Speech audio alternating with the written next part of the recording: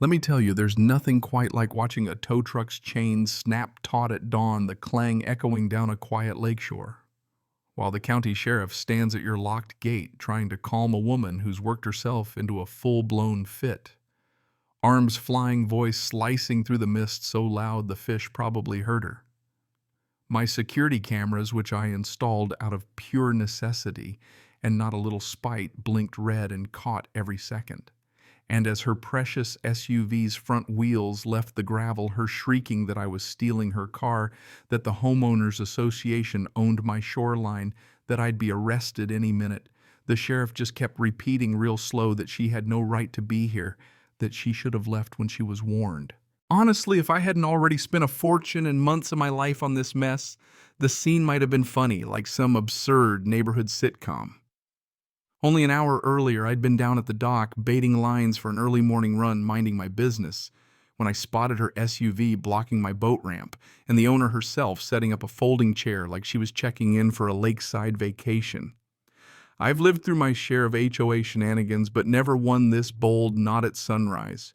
Even as the tow truck strained to haul her vehicle backward through the gate, she'd wedged open. All I felt was this odd mix of adrenaline and cold satisfaction, like every legal notice, every ounce of patience was finally paying off. Thing is, this showdown didn't come out of nowhere. It'd been brewing since I closed off my lakefront 3 months before, after years of tolerating community access.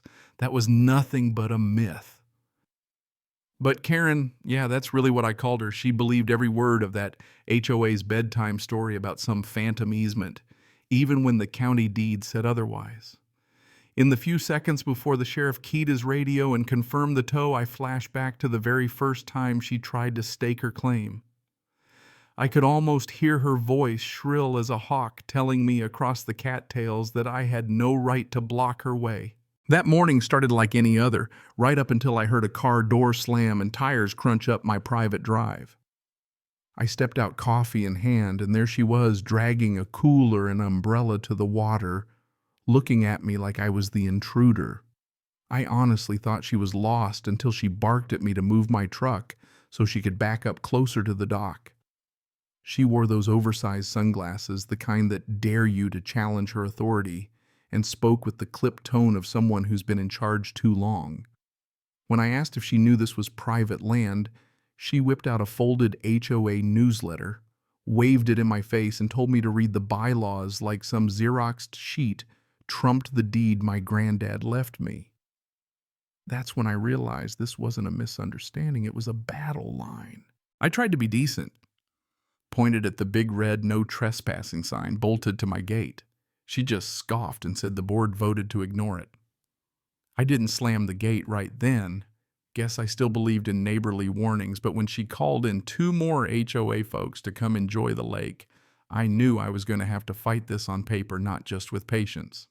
So I got every deed, every survey, every last map from the county office. Sure enough, my property line ran 20 feet past where Karen had been laying out her towel. Next weekend, I put up motion sensors and a steel cattle grid. Figured that'd be enough. But no, she escalated. Letters claiming I was blocking emergency access. Anonymous complaints to the EPA saying I was dumping oil in the lake. County inspectors popping by, always leaving embarrassed when my permits checked out perfect. By the morning she parked her SUV on my ramp, I was done playing defense. I'd filed trespass notices, posted the warnings, even got the sheriff to sign off on a removal order. She crossed the line anyway. I walked down and saw her car parked sideways, coffee mug on the roof, like she was tailgating something, and me just snapped, but not loud. Quiet, focused. I snapped photos, called the sheriff, and phoned the tow company I'd prepaid just for this moment. When she noticed me at the dock, sun coming up behind her, she started yelling. I was harassing her that she'd sue me for recreational interference, all while I stood there silent, holding my deed. I let the silence work. When the tow truck arrived, she made a run for her car, but the sheriff, his lights flickering through the pine trunks, got there first. She might have tried to ram the gate if I hadn't reinforced it the night before. Now, with the chains tight and the sheriff shaking his head, she screamed it wasn't over. But deep down, I knew it was. Standing there, cedar in the air, cameras clicking, I felt vindicated, exhilarated even. This wasn't just about one SUV or one angry HOA president. It was about finally drawing the line. The sheriff watched the tow truck roll her car out last time she'd ever crossed my property. I couldn't have guessed the war was only beginning. By midday, my inbox was full of PDFs, legal maps, emails from the county photos. 2 days after the tow, the first counterattack hit a fat envelope from the HOA, all legalese and threat claiming I was violating community covenants. Karen. I could almost hear her dictating her HOA didn't even cover my property. But she figured I'd get scared and open the gates. Instead, I called Dean Hood, my lawyer, wiry guy, sharp as a tack. He read the letter, snorted, said it was pure bluff. We sent back a real lawyer's letter with deeds, surveys, the works, reminding them harassment has a price. Nights got tense. I walked the property with a flashlight, checking locks, watching for headlights. Once I caught a drone buzzing my dock. Recorded everything, sent it to Dean Digital Log just in case. The sheriff, already sick of Karen's antics, dropped by just to say he was on my side but needed a broken law to act. A week later, Karen tried again, this time in public. Hosted a community picnic right up against my fence, waving balloons and banners about our lake, our rules. She even called the local news. I watched from my side of the locked gate, handed a folder with deed maps to a reporter. When the sheriff showed up, he told them flatly, "Stay off my property or get cited." Parents whispered lawsuits while kids ate ice cream. I reinforced the gate again that night, double padlocks, a backup chain by the dock. Dean said, "Get ready for an injunction, laws on your side." Neighbors started texting, some supporting, some warning me. Karen had friends on the county board. I doubled down on my paperwork, cleaned up every permit, paid every tax, left no loophole for her to exploit. My grandfather once told me the lake would always draw folks who wanted a piece of it. Never thought it'd be a suburban board president. 2 weeks after the picnic, another county inspection notice, this time for chemical runoff.